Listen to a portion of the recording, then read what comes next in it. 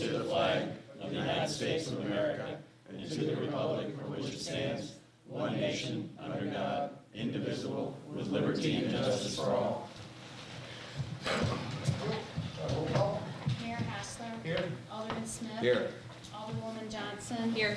Alderman Donovan. Here. Alderman Jokers. Here. Alderman Jones. Here. Alderman Rainey. Here. Alderman Prince. Here. Alderwoman Armbruster. Here. Mayor Quorum. Very good. Takes us to new business, bill number 4353, an ordinance authorizing the mayor to enter into a first amendment to the option of a land lease agreement with New Singular Borrows to lease a portion of the city property located off of J.C. Drive in the city of St. Genevieve, Missouri. Motion to approve. Second. All in favor? Aye. I have a motion for a second reading. Motion for a second reading on bill number 4353. Second. All in favor? Aye. Bill number 4353, an ordinance authorizing the mayor to enter into a first amendment to the option of a land lease agreement with New Singular. I'm sorry. To lease a portion of the city property located off of J.C. Drive in the city of St. Genevieve, Missouri. Motion to approve. Second. A roll call. Alderman Smith. Yes. Alderwoman Johnson. Yes. Alderman Donovan. Yes. Alderman Jokers. Yes. Alderman Jones. Yes. Alderman Rainey. Yes. Alderman Prince. Yes. Alderwoman Armbruster. Yes. 8 yes, 0 no's. Bill number 4353 now becomes, I forgot to look what the next ordinance is. I might have it, 270 something, but that's okay, we don't have to. Okay, sorry. Very good. Takes us to bill number 4354, an ordinance declaring a public health emergency and temporary suspension of the scheduled meetings of the Board of Alderpersons as required by section 110.170 and authorizing special Board of Alderpersons meeting upon appropriate notice. Motion to approve. Second. All in favor? Aye. Motion, second reading for bill number 4354. Second. All in favor? Aye. An ordinance bill number 4354, an ordinance declaring a public health emergency and temporary suspension of the scheduled meetings of the Board of Alderpersons as required by section 110.170 and authorizing the special Board of Alderpersons meeting upon appropriate notice. Motion to approve. Second. Have a roll call, please. Alderwoman Armbruster. Yes. Alderman Prince. Yes. Alderman Rainey. Yes. Alderman Jones. Yes. Alderman Jokers. Yes. Alderman Donovan. Yes. Alderwoman Johnson. Yes. Alderman Smith. Yes. 8 yes, 0 no's. Bill number 4354 now becomes 4270 something. 79. 79. And the one before that was 78. Thank you. Yeah. Very good. Make a motion to go on. Session when we discussed the way we're going to implement this. Oh, absolutely. Well, I mean, it's on the agenda for this issue, so obviously people would expect you to discuss the implementation of it. I don't Want to do that now, or? However you want to handle it, doesn't matter. Okay. So, Mark has done a lot of research on this. Say that, not as much as him. And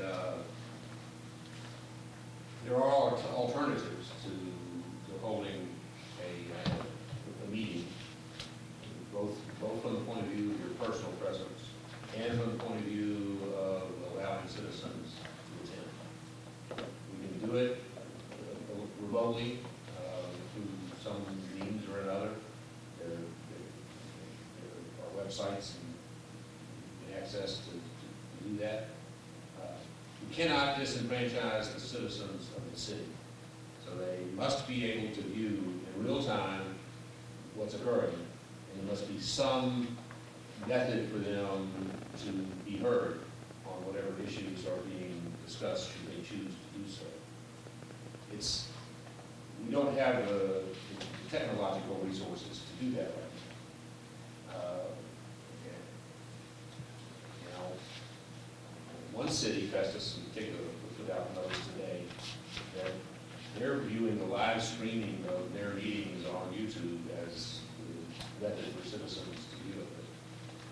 Number one, we have access to internet, and since the library is closed, there's no public access to internet. You really haven't, in my opinion, provided the opportunity for them to view it in real time. How's that different if they don't have transportation or a way to get down here to a meeting? No. How's it different? just, Well, I mean, if they can't attend a meeting because they don't have transportation, and they can't attend a we meeting. still have the because they don't have opportunity, internet. whatever needs to get them here. We haven't denied them the opportunity. You're making the argument that it's okay just to stream it on the internet. And that's what some city attorneys are saying. You're making it available. It's not an unreasonable burden. My Well, I mean, we don't provide rides for those that can't get here, so it's, I mean, we're given the, Right. yeah. I mean, I'm not, what I'm trying to say is that that's a completely reasonable argument, and it's a similar, I'm sure that's the argument the city of Festus attorney made.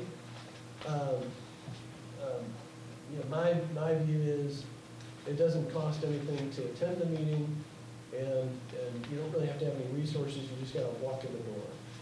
And we do have to make accommodations for people with disabilities and arrangements like that, to get them in this building, and we have to make additional accommodations beyond just having a wheelchair with and that sort of thing, if we're put on notice that somebody has those problems and wants to attend. My opinion is that you should have a mechanism that anybody can, they have to be able to attend the meeting. And so you can notice it up so they can attend online. And generally, people are going to have access to the internet, general matter, but not everybody does. And so I cautioned the city about setting up a situation. The first discussion was this broadcast on cable TV. That's a subscription service, so you have to pay to have that. You know, if the library was open, I would say, well, they can have public access to the internet there without any cost, but that's closed. And so I suggested, well, you can put up a screen in the lobby, and people can watch there while we seal them off from the meeting in here. But of course, then you're encouraging people to congregate and watch at a central location. Having said all that, I mean, you have to look at the risk. I mean, this is not a situation where there's armed marauders in our community and we have to do something in that manner. There's a potential risk, and so you all have to decide as a public policy what measures you're going to take with regard to that risk. My first instinct was to say that we will only hold a meeting if it's necessary in order to get board action on something that is covered by our purchasing policy or statute. So since I put all the department heads on notice not to buy any major items until we find out what's happening with our sales tax income, it's unlikely we cancel any order over $5,000, which is the level that you have to approve. We also don't have anything pending on the agenda that would necessitate a meeting, although something's likely to come up. Don't we have a public hearing scheduled for next week? 2 public hearings. Two of them. But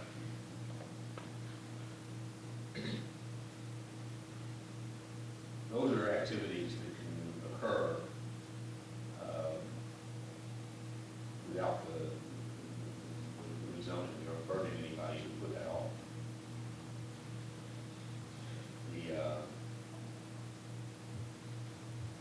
But I don't know how we're going to have to put it off. So at some point, we'll have to take action. So my thought was, we'll only call a meeting when board action is needed. We're not going to call a meeting, we'll have the department heads can fill out their reports, we can send them out to you, you can call them, you can call me, you can satisfy your need for information, we just don't have to get together to do it. Then if something comes up, we'll call you, and we'll arrange a meeting that we kind of orchestrate it like this, and should someone want to attend, kind of control their access so that they don't get within 6 feet of us. But come in one at a time. Stay apart out there in the parking lot while you're waiting. And we can put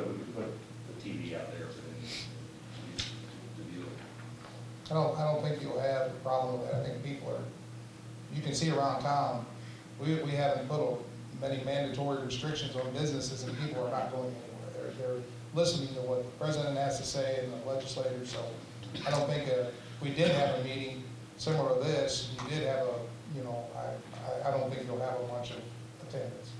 And the only time we have any serious attendance, we have an issue that is controversial. So we don't have, most nights we don't even have anybody for public comments, so.